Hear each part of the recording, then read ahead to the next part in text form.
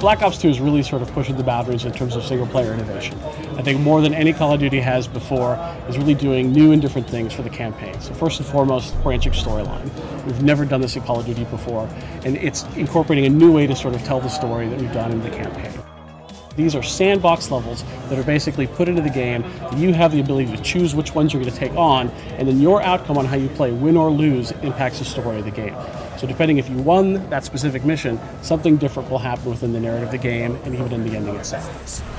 So I think more than ever, the team at Treyarch's really pushing the boundaries. I think they did that on Black Ops 1, and on Black Ops 2, it's really pushing the boundaries even further.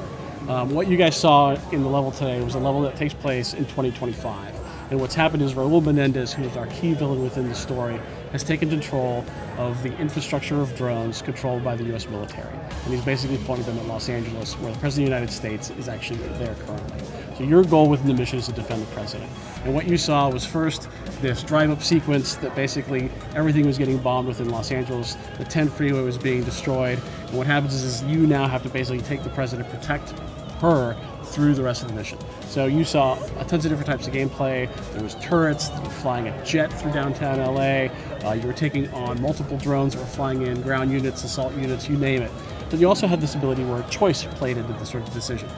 The mission we showed today was a mission in Singapore where basically you're taking out a missile defense system with your JSOC team. So you're deployed in, and you have the ability to go into Overwatch mode, which is sort of this RTS sort of perspective, and move units depending on where you want them to take place, flanks, standby, or engage. You can also then take control of different vehicles within the level. There's these quad rotor drones you actually can fly around within. You're actually controlling the movement of them.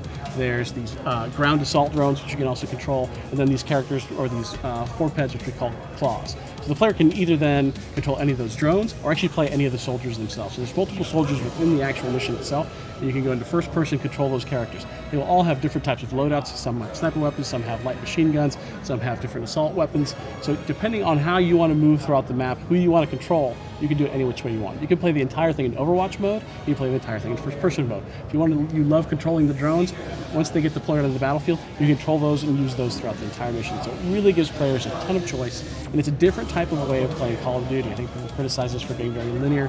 This is sort of a new way to play Call of Duty, embrace that linearity that people I think have concerns about. And then again, that outcome is driven if you win or lose. I think for us, when we do a Call of Duty game, a lot of research goes into it. So on Black Ops 1, we spent a lot of time looking at what was going on within that time period of the Cold War. All these different sort of proxy wars that were going on. It really created a lot of interesting fiction. And we talked to a lot of consultants that were sort of SOG soldiers there. A guy by the name of John Plaster really inspired us in terms of what we wanted to do. And then as we were looking forward as to, okay, what would be the sequel of Black Ops?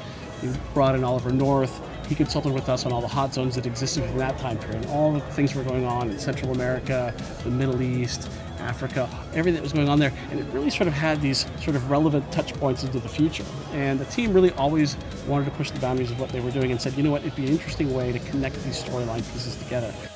Everybody will see a campaign level. What they see in the campaign level may not be the same as someone else sees. So a character may live or die somewhere in the middle of a game, but you may play it differently than someone else. And then the Strike Force missions also impact that as well as to what happens at the ending of the game.